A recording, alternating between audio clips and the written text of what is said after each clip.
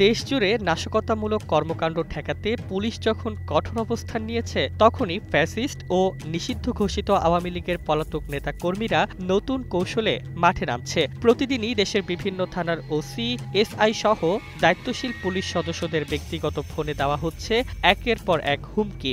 শুধু কর্মকর্তাদেরই নয়, তাদের পরিবারকেও ভয় দেখিয়ে মানসিকভাবে ভেঙে দিতে চেষ্টা চলছে, এমন অভিযোগ উঠেছে সংশ্লিষ্টদের কাছ থেকে।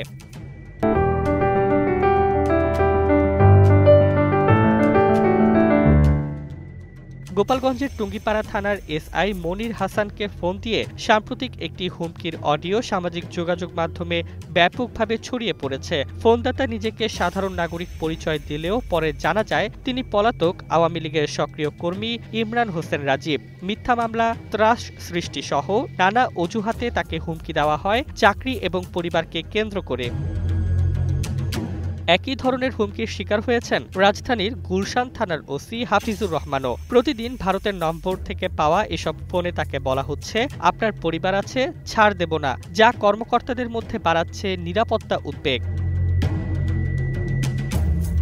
পুলিশ সূত্র জানায়, মাঠ পর্যায়ে যেসব কর্মকর্তা নাশকতাকারীদের গ্রেপ্তার ও আইন শৃঙ্খলা রক্ষায় দৃঢ় ভূমিকা রাখছেন, তাদের লক্ষ্য করেই এসব ভয়ভীতি ছড়ানো হচ্ছে। হুমকি কল রেকর্ড করে ছড়িয়ে দেওয়া হচ্ছে সামাজিক মাধ্যমে, যাতে মানসিক চাপ আরও বেড়ে যায়। ফলে অনেক কর্মকর্তা নিজের ও পরিবারের নিরাপত্তা চেয়ে থানায় জিডি করতে বাধ্য হচ্ছেন।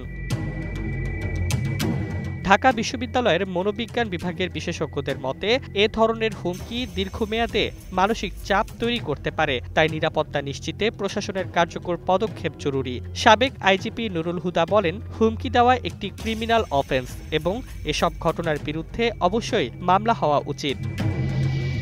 পুলিশ সদর দপ্তর জানিয়েছে, ভারতের নম্বর ব্যবহার করে দেওয়া এসব হুমকি তদন্তে ইন্টারপোলের মাধ্যমে সিমের প্রকৃত মালিক শনাক্তের উদ্যোগ নেওয়া হয়েছে। তবে মাঠ পর্যায়ের পুলিশের মনোবল অটুট রাখতে আরও সমন্বিত নিরাপত্তা ব্যবস্থা জরুরি বলে মনে করছেন সংশ্লিষ্ট কর্মকর্তারা।